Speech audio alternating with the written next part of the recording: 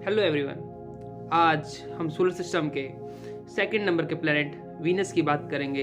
Venus यानी शुक्र यानी सोलर सिस्टम का सबसे तेजस्वी प्लैनेट। ये ग्रह हमारे सूरज से 10 करोड़ 80 लाख किलोमीटर दूर है।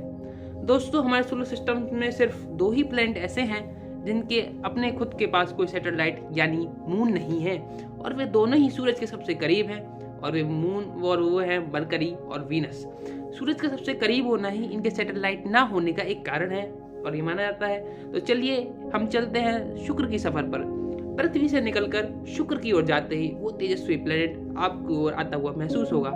लेटेस्ट स्पेसक्राफ्ट में भी 100 दिन में करीब 100 दिन में आप प्लेनेट वीनस पर पहुंच जाएंगे।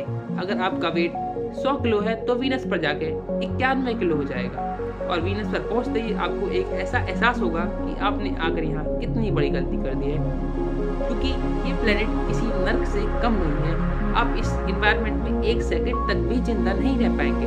अगर आप मान लेते हैं आपके पास हाईटेक स्पेस सूट भी है, तो फ्रेंड्स आप उतरते ही पाओगे कि यहाँ का वातावरण कितना डेंसिव है। आपको यहाँ अर्थ के सी लेवल के मुकाबले 90 टाइम्स से भी ज्यादा प्रेशर फील होगा।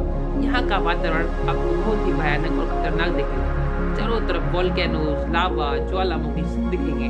आपको तो देखकर आप कह ही देंगे कि प्लेनेट ऑफ वोल्केनोज ही है, क्योंकि यहाँ पर एंटायर प्लेनेट से सबसे ज्यादा वोल्केनोज है। अब भी यहाँ लाखों से ज्यादा प्लेनेट वोल्केनोज है जो शांत हो चुके हैं, लेकिन बहुत ही अधिक संख्या में है जो अब भी एक्टिव है। तो उस शुक्र का आसमान हल्के पीले रंग का दिखाई देगा, क्योंकि यहाँ पर सल्फ्यूरिक एसिड की किलोमीटर तक मोटी मोटी बड़ी श्रृंखलाएं पाई जाती हैं। इस कारण शुक्र का वातावरण बहुत ही घना है, इसलिए यहाँ का टेम्परेचर सोलर सिस्टम के सभी प्लैनेट में सबसे ज्यादा है। सूरज की किरणें जितनी भी आती हैं उतनी आसानी से रिफ्लेक्ट होकर बाहर नहीं जा पाती, इसलिए दिन में यहाँ का टेम्परेचर लगभग 465 डिग्री सेल्सियस तक रहता है, और यहाँ का दिन और रात का एक ही टेम्परेचर रहता है। यहाँ का टेम्परेचर फ्लक्चुएट नहीं होता, जिसके कारण शुक्र के वातावरण में 65.5% कार्बन डाइऑक्साइड है। दोस्तों, वीनस के आसमान में आप सन को ढूंढोगे तो आपको मिलेगा ही नहीं। आपको एक तरफ से लाइट आती हुई तो दिखाई देगी, लेकिन आप क्लियर तरीके से सूरज को नहीं देख पाओगे, क्योंकि वीनस का वायुमंडल इतना घना है, सन आपको देख ही नहीं सकते। इसके अलावा आपको बहुत बड़े वंडर आपको देखने को मिल जाएंगे। वहाँ करीब 350 से 750 किलोमीटर पर आवर की स्पीड से आपको हवाएं चलती रहती हैं। दोस्तों, वीनस का एक दिन उसके 1 साल से भी ज्यादा बड़ा होता है, क्योंकि उसे अपनी दूरी पर पृथ्वी के चक्कर लगाने में 243 दिन लगते हैं, जबकि सूर्य की परिक्रमा में उसे लगभग 225 दिन लगते हैं। और इसलिए आप शुक्र पर सुबह पहुंचेंगे तो महीनों तक वहाँ रात नहीं होगी। पूरे सौरमंडल में सबसे लंबा दिन इसी का होता है। शुक्र का पूरा दिन पृथ्वी के 8 महीने के बराबर होता है, और माना जाता है कि